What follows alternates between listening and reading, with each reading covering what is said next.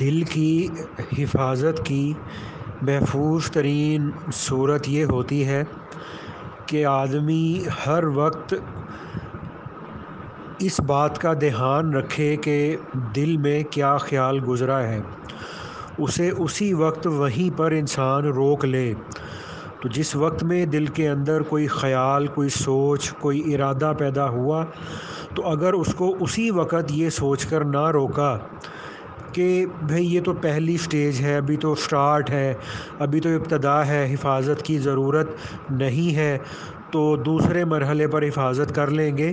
تو پھر ایک مقام ایسا بھی آ جاتا ہے کہ ان خیالات اور ان سوچوں پر اور ان ٹیمپٹیشنز پر ہمارا کوئی کنٹرول نہیں رہتا۔ تو ہمیں یہ بات یاد رکھنی ہے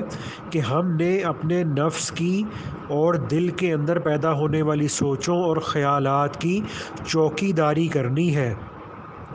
جب ہم اپنے دل اور نفس کی چوکی داری اور نگہبانی نہیں کرتے، اور جب تک ہم گارڈ بن کر ان دونوں کی حفاظت نہیں کرتے،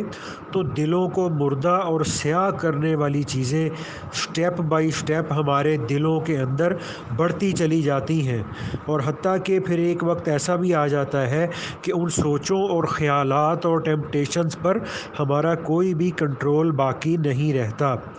تو لہٰذا ہم میں سے ہر ایک کو اپنے دل کا چوکی دار بننا ہوگا۔ دوسرے لفظوں میں ہمیں اپنے دل، دماغ اور روح کی نگرانی خود کرنا ہوگی۔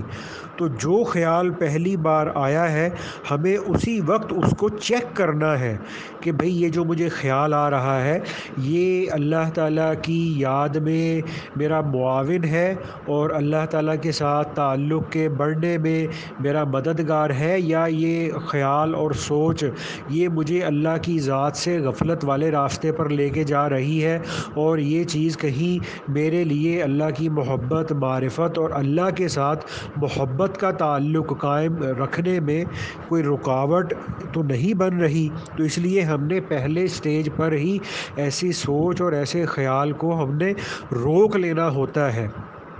تو اس لیے جو پہلی جو جنگ ہوتی ہے وہ ہمیشہ بارڈر پر ہی شروع ہوتی ہے۔ تو اس لیے ہمیں جب ہمارے دل کے اندر کوئی سوچ، کوئی خیال اللہ سے دور کرنے والا، گناہ کی ہلکی سی لذت کی سوچ اور گناہ کا ہلکا سا خیال بھی اگر ہمیں آنے لگے، تو اسی وقت میں ہم نے اپنی جو ہے نا اس چیز پر قابو پانا ہے۔ تو ہمیں اپنے دل کا چوکی دار بننا ہے۔ جیسے کسی بلڈنگ کے مین گیٹ پر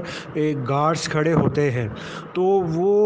ہر اندر آنے والے انسان کو چیک کر رہے ہوتے ہیں، اور وہ اس بات کا ہمہ وقت یہ خیال کرتے ہیں، دھیان رکھتے ہیں کہ کوئی ارریلیونٹ پرسن جو ہے وہ اس مین گیٹ سے اندر انٹر نہ ہو جائے۔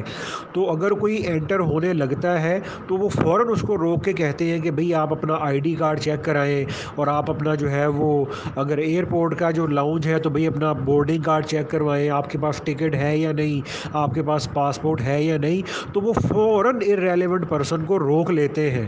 تو اسی طرح سے ہمیں بھی اپنے دل کا محافظ بننا ہے، اپنے دل کی چوکی داری کرنی ہے، اور اس بات کا خیال رکھنا ہے کہ کوئی بھی ارریلیونٹ سوچ، ارریلیونٹ خیال، ایسی سوچ، ایسا خیال ہمارے دل کے اندر نہ پیدا ہو جائے جو ہمیں اللہ کی ذات عالی سے دور کرنے والا ہو۔ تو اس لیے بھائی اس کی میں بھی اہتمام کروں، اس کا ہم سب اہتمام کریں۔ تو یہ اس چیز کی گزارش ہے کہ ہم ان چیزوں کو صرف میسج ہی نہ سمجھا کریں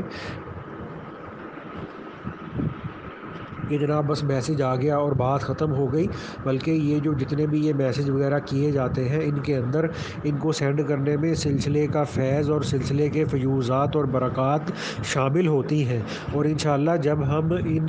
میسیجز کو یا یوٹیوب کے جو اپڈیٹس یا کلپس آتے ہیں ان کو جب ہم اپنے دل کی زندگی کے لیے، اپنے دل کو زندہ کرنے کے لیے ضرورت سمجھ کر اور ایک محتاجی کی کیفیت کے ساتھ اور ایک احتیاج کی کیفیت کے ساتھ جب ہم ان چیزوں کو پڑھیں گے، سنیں گے، تو انشاءاللہ تعالیٰ اس سے ہمارے مردہ دلوں کے اندر اللہ کے فضل و کرم سے زندگی پیدا ہوگی، اور ہمارے دل اللہ کی محبت اور معرفت کے نور سے روشن اور منور ہو جائیں گے۔